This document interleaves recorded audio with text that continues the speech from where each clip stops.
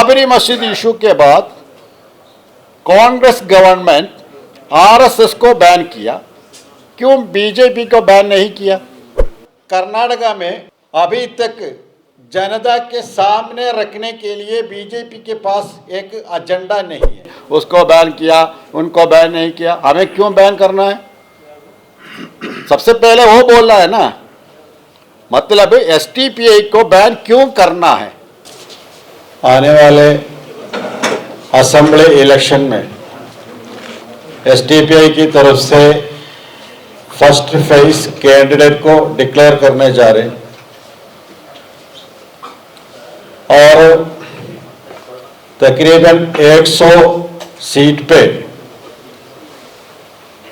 इस बार Social Democratic Party of India contest करेंगे। 43 सीट फाइनल हो चुका है, उसमें 10 सीट पे कैंडिडेट को डिक्लेयर कर रहे हैं। इस असेंबली इलेक्शन में social Democratic Party of India, BJP और दूसरी पॉलिटिकल पार्टी के खिलाफ कंटेस्ट करना चाहते हैं, इसलिए क्योंकि हमारे देश में सबसे बड़ा खतरा यह है संविधान और डेमोक्रेटिक सिस्टम को खत्म कर रहे हैं। आप सभी को पता है, लास्ट टाइम कर्नाटका में बीजेपी को मैंडेट नहीं मिला। कर्नाटका के लोग बीजेपी के खिलाफ कांग्रेस और जेडीएस को सपोर्ट किया था, मगर कांग्रेस के लोग बीजेपी में ज्वाइन किया, नहीं है तो बीजेपी के लोग कांग्रेस के एमएलए को परचेस किया। जनता क्या चाहते हैं, जनता उसके लिए मेहनत किया, काम किया, कुर्बानी किया, सब छोड़ के बीजेपी दूसरी गाड़ी या कपड़े खरीदने जैसे एमएलए को खरीद लिया। और कर्नाटका में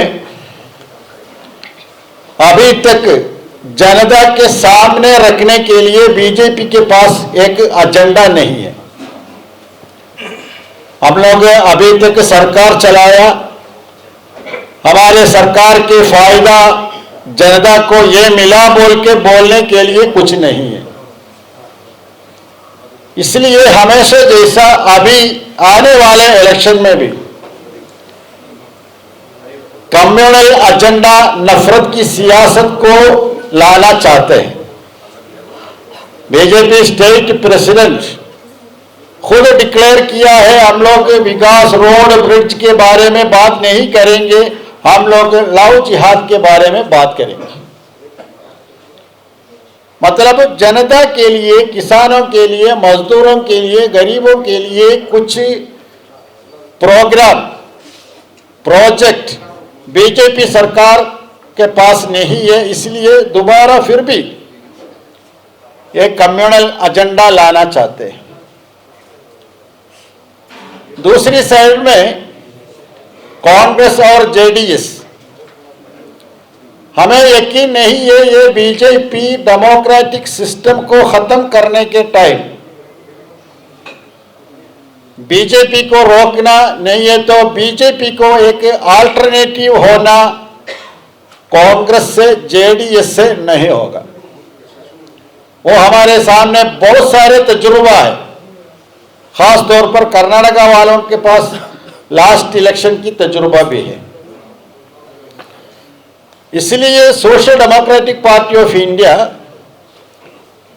एक अल्टरनेटिव पॉलिटिकल सिस्टम पार्टी बोल के हम लोग इस बार इलेक्शन में कंटेस्ट कर रहे हैं। इसमें 10 जगह हम लोग कैंडिडेट को भी फाइनल किया। वो 10 जगह अभी हम लोग यहाँ पे ऐलान कर रहे हैं। एक मैसूर डिस्ट्रिक्ट में नरसिम्हा राजा, वहाँ पे हमारे पार्टी स्टेट प्रेसिडेंट अब्दुल मजीद कैंडिडेट होगा, कंटेस्ट करेंगे। और बैंगलोर डिस्ट्रिक्ट में पुलिकेश नगर, वहां पे हमारे party state general secretary BR Bhaskar Prasad contest करेंगे। बैंगलोर डिस्ट्रिक्ट में Sarvagna Nagar party general secretary Abdul Hannan contest करेंगे। दक्षिण कन्नड़ा डिस्ट्रिक्ट में बंडोल में Ilyas Mohammed party national general secretary है, इलियास मोहम्मद साहब कंटेस्ट करेंगे। दक्षिण कन्नड़ा में और एक सीट मूडबिद्री, वहां पे हमारे नेशनल सेक्रेटरी अल्फोंसो फ्रांगो कंटेस्ट करेंगे। दक्षिण कन्नड़ा में बेलतंगड़ी में अकबर बेलतंगड़ी कंटेस्ट करेंगे। और उडुपी डिस्ट्रिक्ट में कापू हनीफ मुल्लोर कंटेस्ट करेंगे। दावंगेरे डिस्ट्रिक्ट में इस्माइल जबीउल्लाह कंटेस्ट करेंगे। चित्रदुर्गा डिस्ट्रिक्ट में चित्रदुर्गा में बालेकाव श्रीनिवास कंटेस्ट करेंगे। विजयनगरा में नजीर खान कंटेस्ट करेंगे। ऐसा 10 जगह अभी कैंडिडेट फाइनल हुआ। बाकी सीटों में कैंडिडेट के बारे में डिस्कशन हो रहा है और उसके बाद सेकंड फेज अनाउंसमेंट होगा। तकरीबन 100 सीट पे हम लोग कंटेस्ट करना चाहते हैं, इसलिए आप सभी मीडिया के लोगों की गुजारिश ये है, आप सभी लोग हमें अच्छे से सपोर्ट करना चाहिए, आप लोगों की मदद चाहिए, क्योंकि ये देश के हालात में देश को बचाने के लिए हम लोग काम कर रहे, संविधान को बचाने के लिए, इसमें आप सभी लोग सपोर्ट करना है। धन्यवाद। ಇವತ್ತು ನಾವು ಉಳಿದಂತೆ ನಾವು ಯಾವ್ಯಾವ ಕ್ಷೇತ್ರಗಳಲ್ಲಿ ಸ್ಪರ್ಧೆ ಮಾಡ್ತೇವೆ ಅಭ್ಯರ್ಥಿಗಳ ಆಯ್ಕೆ ಪ್ರೋಸೆಸ್ನಲ್ಲಿದೆ. ಆದರೆ ಯಾವುದೆಲ್ಲ ನಾವು ಸ್ಪರ್ಧೆ ಮಾಡ್ತೇವೆ ಅನ್ನುವಂಥ ವಿಧಾನಸಭಾ ಕ್ಷೇತ್ರಗಳ ಹೆಸರನ್ನು ನಾನು ಹೇಳ್ತೇನೆ. ರಾಯಚೂರು ಜಿಲ್ಲೆಯ ರಾಯಚೂರು ನಗರ, ಚಾಮರಾಜನಗರ ಜಿಲ್ಲೆಯ ಚಾಮರಾಜನಗರ, ದಕ್ಷಿಣ ಕನ್ನಡದ ಮಂಗಳೂರು ಅಂದರೆ ಉಳ್ಳಾಳ, ದಕ್ಷಿಣ ಕನ್ನಡದ ಪುತ್ತೂರು, ಕೊಡಗು ಜಿಲ್ಲೆಯ ಮಡಿಕೇರಿ ವಿಧಾನಸಭಾ ಕ್ಷೇತ್ರ, ಕೋಲಾರ ಜಿಲ್ಲೆಯ ಕೋಲಾರ ವಿಧಾನಸಭಾ ಕ್ಷೇತ್ರ, ಹಾವೇರಿ ಜಿಲ್ಲೆಯ ಹಾವೇರಿ ವಿಧಾನಸಭಾ ಕ್ಷೇತ್ರ ಅದು ರಿಸರ್ವ್ ಕಾನ್ಸ್ಟಿಟ್ಯೂನ್ಸಿ, ಮಂಡ್ಯ ಜಿಲ್ಲೆಯ ಮಂಡ್ಯ ನಗರ, ತುಮಕೂರು ಜಿಲ್ಲೆಯ ತುಮಕೂರು ಸಿಟಿ, ತುಮಕೂರು ಜಿಲ್ಲೆಯ ಸಿರಾ ವಿಧಾನಸಭಾ ಕ್ಷೇತ್ರ, ಉತ್ತರ ಕನ್ನಡದ ಭಟ್ಕಳ ವಿಧಾನಸಭಾ ಕ್ಷೇತ್ರ, ಉತ್ತರ ಕನ್ನಡದ ಸಿರ್ಸಿ ವಿಧಾನಸಭಾ ಕ್ಷೇತ್ರ, ಯಾದಗಿರಿ ಜಿಲ್ಲೆಯ ಶಾಪುರ ವಿಧಾನಸಭಾ ಕ್ಷೇತ್ರ, ಯಾದಗಿರಿ ಜಿಲ್ಲೆಯ ಯಾದಗಿರಿ ನಗರ ವಿಧಾನಸಭಾ ಕ್ಷೇತ್ರ, ಬೆಂಗಳೂರಿನ ಶಿವಾಜಿನಗರ, ಹೆಬ್ಬಾಳ, ಶಾಂತಿನಗರ ವಿಧಾನಸಭಾ ಕ್ಷೇತ್ರ, ಬೆಂಗಳೂರಿನ ಬ್ಯಾಟರಾಯನಪುರ ವಿಧಾನಸಭಾ ಕ್ಷೇತ್ರ, ಬೆಂಗಳೂರು ಗ್ರಾಮಾಂತರದ ಹೊಸಕೋಟೆ ವಿಧಾನಸಭಾ ಕ್ಷೇತ್ರ, ಕೊಡಗು ಜಿಲ್ಲೆಯ ವಿರಾಜಪೇಟೆ ವಿಧಾನಸಭಾ ಕ್ಷೇತ್ರ, ಹುಬ್ಳಿ ನಗರದ ಹುಬ್ಳಿ ವೆಸ್ಟ್ ಅದು ಕೂಡ ರಿಸರ್ವ್ ಕಾನ್ಸ್ಟಿಟ್ಯೂನ್ಸಿ, ಮೈಸೂರು ನಗರದ ಚಾಮರಾಜ ವಿಧಾನಸಭಾ ಕ್ಷೇತ್ರ, ಮೈಸೂರು ಜಿಲ್ಲೆಯ ಹುಣಸೂರು ವಿಧಾನಸಭಾ ಕ್ಷೇತ್ರ, ಕೋಲಾರ ಜಿಲ್ಲೆಯ ಮುಳುಬಾಗಿಲು ಅದು ಕೂಡ ರಿಸರ್ವ್ ಕಾನ್ಸ್ಟಿಟ್ಯೂನ್ಸಿ, ರಾಮನಗರ ವಿಧಾನಸಭಾ ಕ್ಷೇತ್ರ, ಹಾಸನ ಜಿಲ್ಲೆಯ ಹಾಸನ ಮತ್ತು ಸಕಲೇಶಪುರ, ಚಿಕ್ಕಮಗಳೂರು ಜಿಲ್ಲೆಯ ಚಿಕ್ಕಮಗಳೂರು ಮತ್ತು ಮೂಡಿಗೆರೆ, ಗದಗ ಜಿಲ್ಲೆಯ ಗದಗ, ಗುಲ್ಬರ್ಗಾ ಜಿಲ್ಲೆಯ ಗುಲ್ಬರ್ಗಾ ಉತ್ತರ ಅಂದರೆ ಗುಲ್ಬರ್ಗಾ ನಾರ್ತ್ ಮತ್ತು ಗುಲ್ಬರ್ಗ ದಕ್ಷಿಣ ಮತ್ತು ಗುಲ್ಬರ್ಗ ರೂರಲ್ ಅದು schedule caste reserve constituency, Shivamogga ಜಿಲ್ಲೆಯ ಶಿವಮೊಗ್ಗ ನಗರ, ಬಾಗಲಕೋಟೆ ಜಿಲ್ಲೆಯ ತೇರದಾಳ್, ಬಿಜಾಪುರ ಜಿಲ್ಲೆಯ ಬಿಜಾಪುರ ಸಿಟಿ, ದಕ್ಷಿಣ ಕನ್ನಡದ ಮ್ಯಾಂಗ್ಳೂರ್ ಸಿಟಿ ನಾರ್ತ್, ಬೀದರ್ ಜಿಲ್ಲೆಯ ಹುಮ್ನಾಬಾದ್, ದಾವಣಗೆರೆಯ ಹರಿಹರ ಮತ್ತು ಚನ್ನಗಿರಿ, ಚಿತ್ರದುರ್ಗ ಜಿಲ್ಲೆಯ ಹಿರಿಯೂರು, ಶಿವಮೊಗ್ಗ ಜಿಲ್ಲೆಯ ಭದ್ರಾವತಿ, ಬಾಗಲಕೋಟೆ ಜಿಲ್ಲೆಯ ಬಾಗಲಕೋಟೆ ನಗರ ಮತ್ತು ರಾಯಚೂರು ಜಿಲ್ಲೆಯ ದೇವದುರ್ಗ.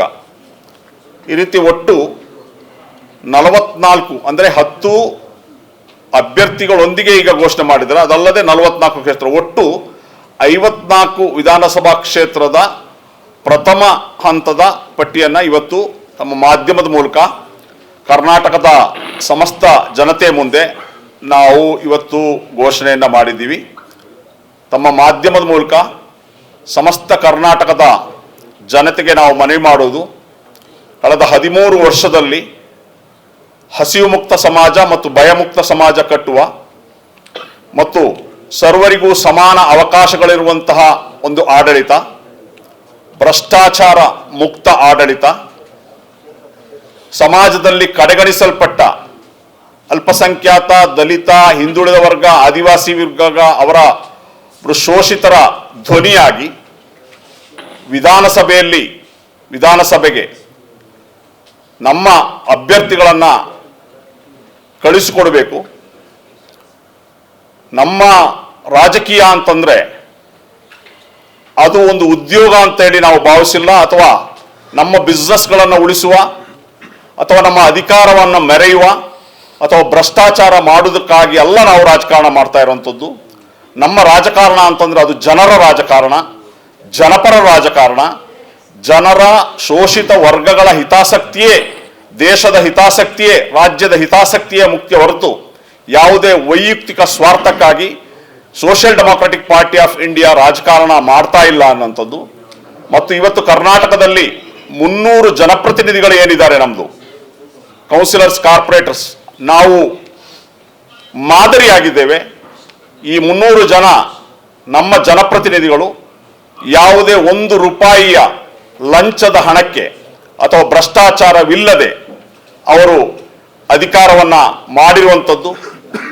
5 ಗ್ರಾಮ ಪಂಚಾಯಿತಿಯ ಅಧಿಕಾರದಲ್ಲಿ ಏನು ನಮ್ಮ ಬೆಂಬಲಿತ ಅಭ್ಯರ್ಥಿಗಳಿದ್ದಾರೆ, ಭ್ರಷ್ಟಾಚಾರವಿಲ್ಲದ ಅಭಿವೃದ್ಧಿಶೀಲ ಆಡಳಿತವನ್ನು ಅವರು ನೀಡಿದ್ದಾರೆ. ಮುಂದಿನ ದಿನಗಳಲ್ಲಿ ನಮ್ಮ ಆಯ್ಕೆಯಾದಂಥ ವಿಧಾನಸಭಾ ಕ್ಷೇತ್ರದಲ್ಲೂ ಕೂಡ ಈ ರೀತಿಯಾದಂಥ ಭ್ರಷ್ಟಾಚಾರವಿಲ್ಲದ, ಸ್ವಜನ ಪಕ್ಷಪಾತವಿಲ್ಲದ, ಪ್ರಾಮಾಣಿಕವಾದಂಥ ಏನು ಜನಪರ ಆಡಳಿತಕ್ಕೆ, ಜನಪರ ನಿಲುವಿಗೆ, ಜನಸ್ಪಂದನೆಗೆ ಮತ್ತು ಸೇವೆಗೆ ಅನುವು ಮಾಡಿಕೊಡ್ಬೇಕು ಅಂತ ಹೇಳಿ ಕರ್ನಾಟಕದ 7 ಕೋಟಿ ಜನರಲ್ಲಿ ನಾವು ಈ ಮಾಧ್ಯಮದ ಮೂಲಕ ಮನವಿಯನ್ನು ಮಾಡ್ತಾ ಇದ್ದೇವೆ. देख रहे हैं बाकी जगह पे भी इस तरह के आरोप लगे थे, और ये भी कहा जा रहा है कि पीएफआई को बैन किया गया लेकिन एसडीपीआई को बैन नहीं किया गया क्योंकि बीजेपी को इससे फायदा होगा चुनाव में. असल में ये किसका आरोप है? ये कांग्रेस का आरोप है ना, क्योंकि जेडीएस कंटेस्ट किए तो बीजेपी को फायदा नहीं होगा, कांग्रेस कंटेस्ट किए तो बीजेपी को फायदा नहीं होगा, सिर्फ एसटीपीआई कंटेस्ट किए तो फायदा होगा बोल के. उसका पीछे क्या है तो ये कांग्रेस और दूसरी पॉलिटिकल पार्टी ये सभी को वोट बैंक बनना चाहते हैं, वोट बैंक बनना चाहते हैं. मतलब हम सभी के काम वोट देना है, वोट लेना नहीं है. अभी एसटीपीआई वोट देने का नहीं, वोट लेने का काम स्टार्ट किया, उसमें ये आरोप लग रहे हैं. और हमारे सामने तजुर्बा है, कांग्रेस जीते तो हम सभी लोग मेहनत करके कांग्रेस को विन किया तो वो लोग कहाँ जाएंगे, उसमें फायदा किसको है, उसको जवाब पहले देना है. वो सिर्फ कर्नाटका में नहीं, मध्य प्रदेश में, मणिपुर में, गोवा में बहुत सारे स्टेटों में यह हुआ है, इसलिए ऐसे एलिगेशन को हम लोग केयर नहीं कर रहे। हम लोग एक पॉलिटिक्स जनता के सामने रखा है, हम लोग कंडस्ट कर रहे, वो हमारे एजेंडा है। दूसरी आरोप कांग्रेस का है, दूसरी किसी का नहीं है। कहा जा रहा है कि इसीलिए बैन भी नहीं किया गया एसडीपीआई को। ऐसा है तो मेरी एक सवाल है, ये पॉइंट ज़्यादातर कांग्रेस लीडर्स ये सवाल कर रहे हैं। ये तो बाबरी मस्जिद इशू के बाद कांग्रेस गवर्नमेंट आरएसएस को बैन किया, क्यों बीजेपी को बैन नहीं किया? उसको जवाब पहले कांग्रेस देना है। उसमें ये एलिगेशन हमेशा होता है, ये एलिगेशन से ये क्या है, हमारे काम नहीं रोक सकता है, क्योंकि उसको बैन किया, उनको बैन नहीं किया, हमें क्यों बैन करना है? सबसे पहले वो बोलना है ना, मतलब एसटीपीआई को बैन क्यों करना है। ये दोनों मिक्स करके बोलने में ऐसा नहीं, क्यों बैन करना है। एक पॉलिटिकल पार्टी है, हम लोग इलेक्शन में कंडस्ट कर रहे हैं, अभी मजलिस प्रेसिडेंट ने बताया, हम लोग लोकल बॉडी में कंडस्ट कर रहे हैं, हमारे मेंबर्स है, दूसरी स्टेटों में डिस्ट्रिक्ट पंचायत मेंबर है, बहुत सारे हैं। हमें बैन करना का रीज़न क्या है? हमें बैन नहीं किया बोले तो उसका फ़ायदा बीजेपी को है बोल के एक एलिगेशन देने से पहले एक क्लैरिटी जनता के सामने देना है कांग्रेस।